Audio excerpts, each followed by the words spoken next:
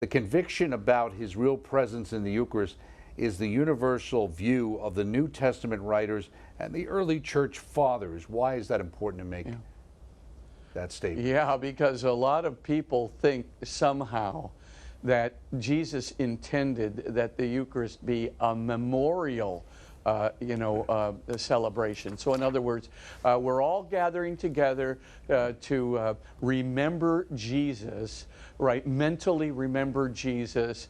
We're not here to receive the real Jesus into us. So we're here to celebrate symbolically Jesus' presence. We're not really here to receive his real presence.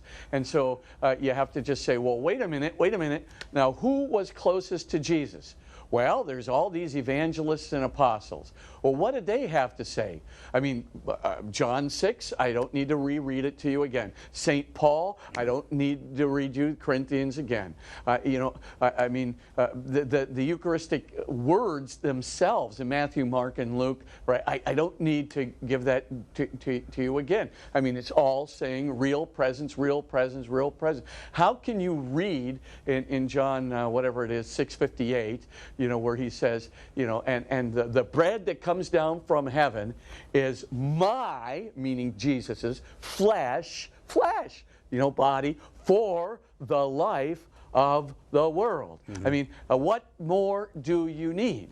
I mean, it's, the bread that comes down from heaven is me, and it's my flesh for the life of the world. That bread equals me, flesh. I mean, I don't get how you can come out with any other interpretation.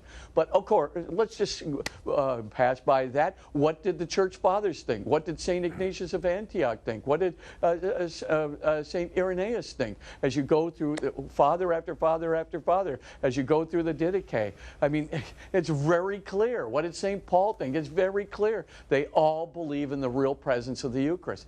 How in the world anybody could come out with a different interpretation, I don't know. But that's how John Henry Newman, or St. John Henry Newman now, that's how he was able to convince so many of his own former Protestant friends to reconsider the Catholic Church. He introduced them to the Church Fathers, and he says, let's start with, the sacraments. Let's start with the Holy Eucharist. Let's start with the Mass.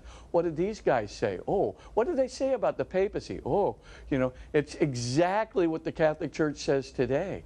And if they, who are so close to Jesus and so close to the evangelists, that's telling you, the evangelists just didn't communicate things with their writings.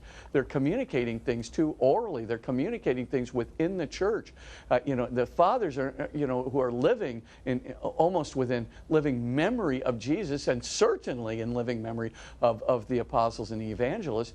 Those church fathers, the early ones, can attest to the fact that what we believe today is pretty much what they believed, and therefore very likely what the evangelists and, of course, most importantly, Jesus taught. Right. So all these things being the case, I would say it's really, really important to ascertain that. Right. And John Henry Newman was right. It's a fantastic approach.